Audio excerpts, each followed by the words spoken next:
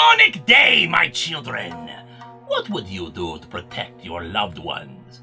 Would you lie to them to protect them? Would you make deals with evil people to protect them? Would you kill to protect them? Detective Scott Graves had a very difficult life. As a child, he and his future wife Jamie were indoctrinated into a cult called Novo, forced to believe in demonic creatures who could inhabit their bodies. They wanted to change the world and make it better.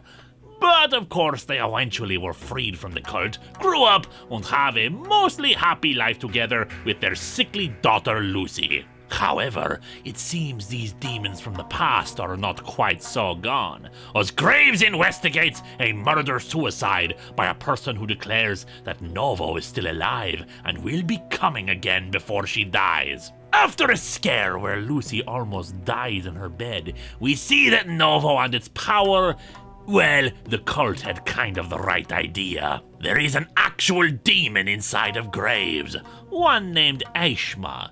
She already has possession of his soul, thanks to a few problems he's had already in life, but her power is not what it should be, not nearly enough. To regain her full strength, and possibly even be free of his body, she needs souls. Souls that he will claim for her. He refuses at first, but she makes it clear that she has the power to take what she wants from his wife and daughter should she need to. And it will not be pretty. With that, he begins his campaign.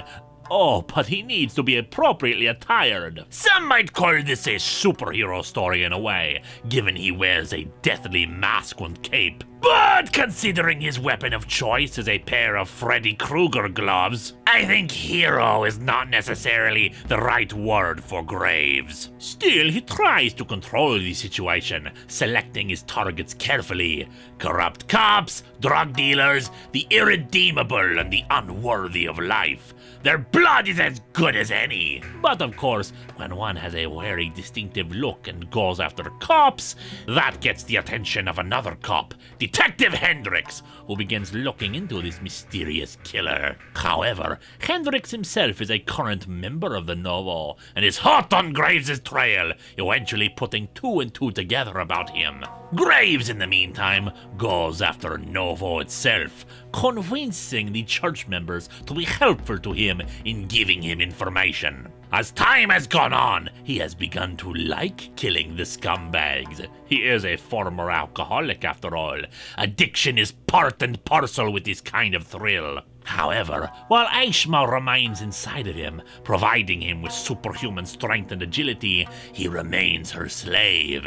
And that will not do. The church offers to exorcise the demon from him, saying there is no way for him to take control of her, but he does not believe that. Hendricks, however, closes in, kidnapping Graves' family and using them as bait to lure him in. He gets the church to implant within him another demon, only possible if one is a true believer like he is. It is Aishma's brother Malthus who transforms Hendrick into his own demonic agent. The two battle, with Graves coming out victorious and forcing Malthus inside of himself, so he and Aishma can duke it out on a more personal level and give him the freedom he needs to get his family secure. Later, the murders are pinned on Hendricks and Graves tries to return to his family, but Jamie rejects him.